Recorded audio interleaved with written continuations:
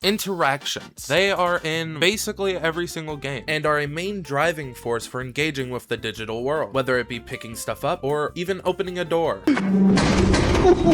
So let's create a simple, bare minimum interaction system that just works. Getting started, I'm going to assume that you have a character controller already in your project. And for setup, let's add a cube to the scene for testing interactions. Let's create a folder for the interaction system. Inside the folder, we'll add two folders, one for components and the other one for the interface. And the last thing for setup is adding a new material to add to our cube. Now, let's actually start with creating the interface. It sounds a lot scarier than it actually is. It's extremely simple to implement. Let's add the new mono behavior script to the scene and we will name it IInteractable. All right, inside the script, we can just get rid of everything inside. We can get rid of the using statement. We can get rid of the mono behavior, and we can actually get rid of class, and we're going to change this to interface.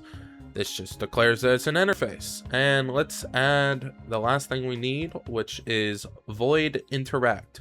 And that's it. The interface is done. See, super simple. What we're going to do now is we're actually going to implement it. Let's go to our components and we are going to create two scripts. One is the player interactor script, and the second one is interactable, which will just be drag and dropped onto any interactable object. All right, let's open up both these scripts and let's actually start with the interactable.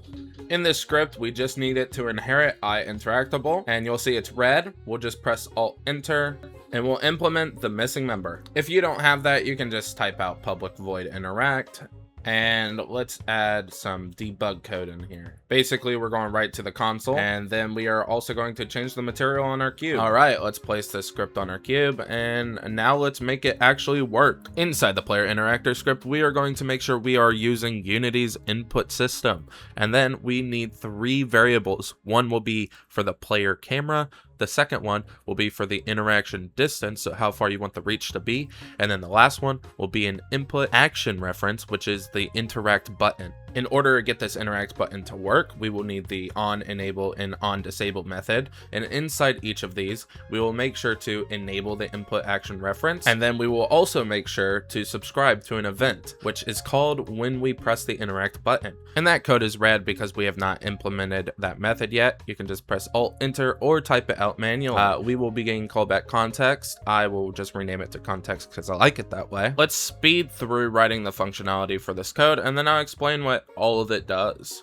So when we press the button, we're making sure that we press the button. And when we do, we are creating a new ray at the center of the player camera. Next, what we are doing is we're checking if this ray intersects with anything within the distance that we set. If it happens to intercept with something, then we are checking the object that we are intercepting with if it has that interactable interface script that we created on it. If it does, then we trigger the interact on that script. Last but not least, do not forget, on disable, we will make sure we do minus equals to unsubscribe from the event and make sure we disable the action. All right, let's take this script, let's put it on the player controller, and then let's set up these variables. First off, we'll take the player camera and place it on the player camera. We'll set the interaction length to 3 meters. And for the input action, your project should come with a default interact, which is set to the E key.